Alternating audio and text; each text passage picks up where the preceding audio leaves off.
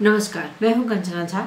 आप देख रहे हैं हिमालय टीवी यूट्यूब चैनल। आज एक ऐसे विषय को लेकर के बात कर रही हूं, शायद ये ना हो तो जिंदगी ही ना चले, जीवन ही नहीं चले, जिसके बिना जीवन जीना ही मुश्किल हो जाए, यानी कि जल। जल ही जीवन है।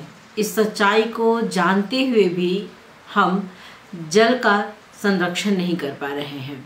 जल को लेकर पहले भी कहा गया है कि यदि मानव जल का संरक्षण नहीं कर पाए तो आने वाले दिनों में हमें बिना पानी के ही जीना पड़ेगा और बिन पानी हम जी नहीं सकते। इस यथार्थ को जानकर ही कुछ दशक से बड़े तौर पर कहें, संस्थागत तौर से कहें, देश और विदेशों में भी इस पर बहुत कुछ काम किया जा रहा है। नेपाल, जिसे प्रकृति ने बहुत कुछ दिया है, जिसमें से एक पानी भी है। जल स्रोत का भंडार होते हुए भी नेपाल के बहुत से भूभाग में पानी का अकाल पड़ गया है। नल सूख गए हैं, चापाकल सूख गए हैं। पानी को लेकर के लोगों में हाहाकार है। ये सच है कि हमने पानी के महत्व को नहीं समझा है, इसलिए आज हम इस मोड़ पे आ गए हैं। कहते हैं प्रकृति के साथ आप खिलवाड़ करेंगे तो प्रकृति भी आपके साथ खिलवाड़ ही करेगी। अब जिस तरह से चूड़े का दोहन किया जा रहा है, उससे तो ये दिन आना ही था। चूड़े को लेकर नेपाल सरकार बहुत ज्यादा गंभीर नहीं दिख रही है। तराई के लोग चूड़े को लेकर के परेशान हैं, क्योंकि चूड़े से उनकी जिंदगी बंधी है। उनके लिए पानी का स्रोत है चूड़े। खासकर मध्य प्रदेश की बात करें तो यहाँ की अवस्था आजकल बहुत ही खराब है। नदी, नाले, चापाकल, ट्यूबवेल सभी सूख गए हैं। पानी को लेकर लोग त्राही कर रहे हैं। आम जनता पानी के लिए परेशान है, क्योंकि जीवन जीना है तो उसके लिए पानी आवश्यक है। विज्ञों का मानना है कि ये तो होना ही था, क्योंकि जिस क्षेत्र की हम बात कर रहे हैं, पानी का सबसे बड़ा स्रोत चूड़े पहाड़ है, जिसका दोहन किया जा रहा है। तराई में पानी का अहम स्रोत चूड़े है, जिसका संरक्षण सरकार नहीं कर पा रही है। ऐसा नहीं है कि चूड़े का महत्व किसी को मालूम नहीं है, क्योंकि गणतंत्र नेपाल के पहले राष्ट्रपति रामवरण यादव ने पहले ही इस विनाश को भांप लिया था और आज न कल पानी के लिए लोगों की त्राहिमाम मचेगी, वो जानते थे।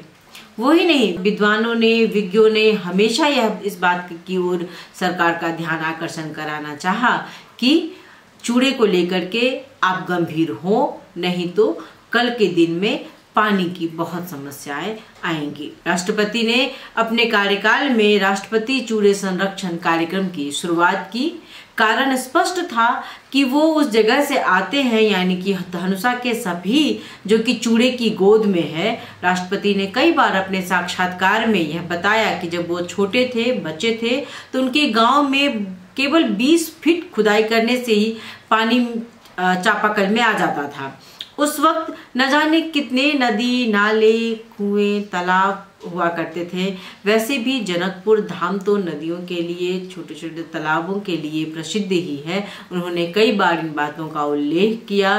साथ ही उन्होंने इस बात को भी बताया कि जैसे जैसे वह बड़े हुए, वैसे वैसे यह फिट जो है वो बढ़ता चला गया। उनका कार्यकाल आते आते जो है वो 400-500 फीट में भी पानी नहीं आने लगा है, और अभी तो बहुत जगह ऐसे हैं जहां की चापाकल सूख गया है, पानी का स्रोत बिल्कुल भी नहीं है। तब उन्होंने यह कार्यक्रम लाया ताकि चूड़े को संरक्षण किया जा सके और पानी की जो किल्लत है वह कम कर सके। वैसे तो कार्यक्रम बहुत ही सुलझा हुआ था, लेकिन आज की बात करें तो करोड़ों की लगानी लगाई जा चुकी है, लेकिन काम की अगर बात करें तो कोई ठोस काम नहीं हो पाया है।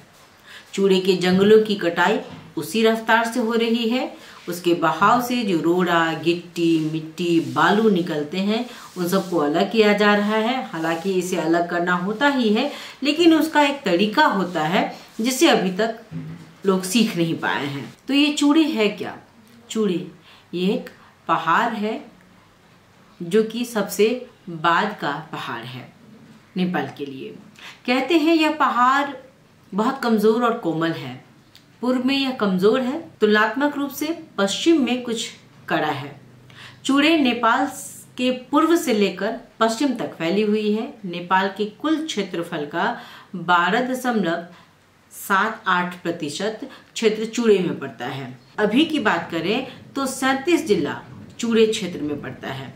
तराई की तुलना में चूड़े में ज्यादा पानी पड़ता है। चूड़े तराई के पानी का मुख्य स्रोत है, इसलिए चूड़े को तराई का लाइफ लाइन भी कहा जाता है। तराई में पानी पड़ने का एक प्रमुख कारण चूड़े भी है। चूड़े से उत्पन्न हुए कतिपय तालाब, नदी में अभी भी 12 महीने पानी बहती है, लेकिन सूखा बढ़ने के साथ ही पानी नीचे तक चली गई। इस तरह चूड़े के विनाश के साथ ही पानी की मात्रा भी घटती जा रही है। इससे लोग परेशान हैं, क्योंकि उन्हें पानी की बूंद के लिए तरसना पड़ रहा है। खासकर मध्य प्रदेश की बात करें तो यहाँ की अवस्था आजकल बहुत खराब है। नदी, नाले, चापाकल सूख गए हैं, पोखर भी कितने सूख गए हैं। पानी को लेकर लोग त्राही त्राही कर रहे हैं। आम जनता पानी के लिए परेशान है, क्योंकि जीवन के लिए पानी आवश्यक है। विज्ञों का मानना था, मैंने पहले भी कहा था कि पानी के लिए इस तरह का हाहाकार होने ही वाला है। हमें जिन बातों का ध्यान रखना चाहिए था, जिस चूड़े से हमारा जीवन जुड़ा हुआ है, उसे सुरक्षित रखना था, उसे हम सुरक्षित नहीं रख पाए हैं। तो ये दिन तो आना ही था। जब जल स्तर कम हो गया तो लोगों का ध्यान इस पर गया है। पानी को लेकर के जब एक त्रास लोगों के मन में आने लगा है, तो वो सरकार से इसके समाधान मांग रहे हैं। सरकार इस ओर ध्यान दे, इसलिए लगभग 10 दिनों से मध्य प्रदेश से कुछ लोग 25 दिन की पैदल यात्रा कर काठमांडू पहुंचे हैं और काठमांडू पहुंचकर यहाँ आंदोलन कर रहे हैं पानी के लिए। आंदोलन में उनका नारा है, पानी दे सरकार, अपनी आंखें खोल सरकार, चूड़े को नहीं बेच सरकार, चूड़े ऐन लागू कर सरकार, चूड़े तथा वन का संरक्षण कर सरकार, पानी दे सरकार, पानी दे सरकार, समस्या का समाधान कर सरकार। ये बहुत सारे नारे सिर्फ न केवल वो बोल रहे हैं, उन्होंने अपने साथ जो बाल्टी, गागड़ी लाए हुए हैं, उन सभी पर उन्होंने एक पोस्टर जैसा चिपकाया हुआ है और उस सभी पोस्टर पे कुछ न कुछ इस तरह का लिखा हुआ है। साथ ही साथ वो लोग नारा भी लगातार लगाते जा रहे हैं, सरकार से अपने लिए पानी, मधेश के लिए पानी की मांग कर रहे हैं। आजकल काठमांडू के माइती मंडला में यही नारा गूंज रहा है, जहां मधेश के विभिन्न भागों से महिला और पुरुष 25 दिन की पैदल यात्रा कर काठमांडू पहुंचे हैं, लेकिन सरकार तक अभी भी इनकी आवाज नहीं पहुंची है। माइती मंडला में इन अनशन में प्राय महिलाओं की सहभागिता है। महिलाएं अपना घर, आंगन, परिवार छोड़कर, बच्चे छोड़ करके काठमांडू में आकर के सरकार से अपने लिए पानी की गुहार कर रही हैं, अपने लिए लड़ाई लड़ रही हैं। न जाने उन्हें पानी कब मिलेगा या फिर मिलेगा या नहीं। अगर अभी के समय में आप काठमांडू के माइती मंडला में जाएंगे तो वहाँ बहुत सी महिलाएं आपको त्रिपाल पर बैठी मिल जाएंगी। उन्हें सरकार से बहुत आशाएं हैं, लेकिन बहुत दुखी हैं और कहती हैं कि यदि देश में सरकार होती तो उनकी बात सुनी जाती या वो आज इस हाल में बैठे नहीं रहते। उनका कहना है, हमारे पैरों में छाले पड़ गए हैं।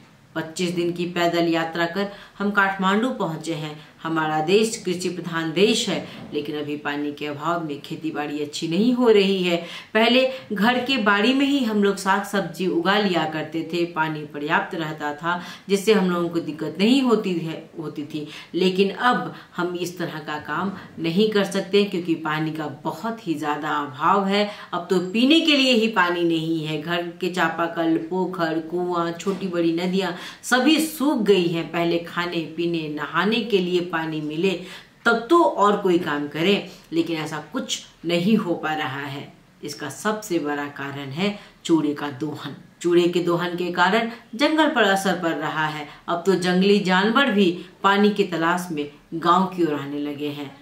इसलिए हम पानी के साथ साथ चूड़े समस्या का समाधान और चूड़े को बेच नहीं सकते का नारा लगा रहे हैं। हम जानते हैं कि चूड़े का रहना हमारे लिए कितना आवश्यक है। पैदल यात्रा का नेतृत्व करने वाले सुनील यादव हैं। यादव चूड़े तथा वन जंगल संरक्षण के अभियंता हैं और चूड़े क्षेत्र नजदीक वन जंगल को बचाने और अवैध उत्खनन को रोकने के लिए वो आंदोलन करते रहे हैं। ये पहली बार वो आंदोलन नहीं कर रहे हैं, इससे पहले भी उन्होंने कई बार आंदोलन किया है। उन्होंने बताया कि चूड़े में भूमिहीन के नाम पर भूमाफिया कब्जा कर रहे हैं और इसकी मार स्थानीय वासियों को भोगना पड़ रहा है। आंदोलन कर रहे लोगों की मांग है कि चूड़े और वहां रहे वन को बचाना होगा।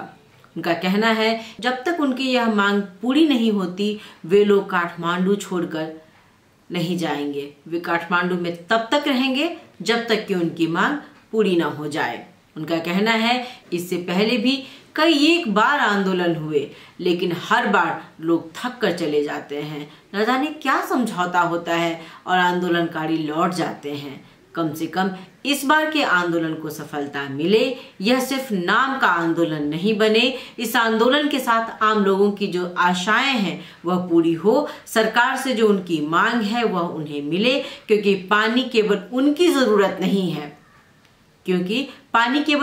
जरूरत नहीं है, यह सबकी जरूरत है, क्योंकि जल ही जीवन है और इससे हम बंधे हैं, हमारा जीवन बंधा है। यह मेरी बात आपको कैसी लगती है? आप अपने सुझाव सलाह हमें भेजें।